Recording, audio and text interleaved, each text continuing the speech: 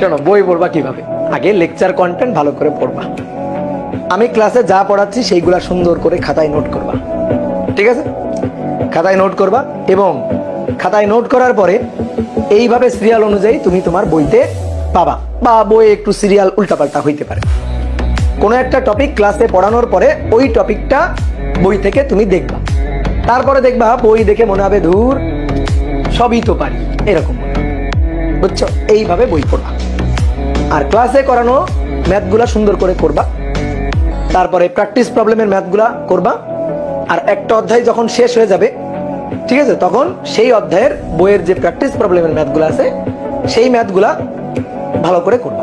তবে ম্যাথগুলা করার আগে যে কাজটা করবা, খুব ভালো করে আগে খাতাটা একবার রিভাইজ দিয়ে সূত্রগুলা মাথার মধ্যে সেট করে নিবা, দেন তারপরে প্র্যাকটিস প্রবলেমের ম্যাথগুলা করবা। তাহলে বুঝতে পারলা বই পড়বা কিভাবে, বই পড়বা কিভাবে।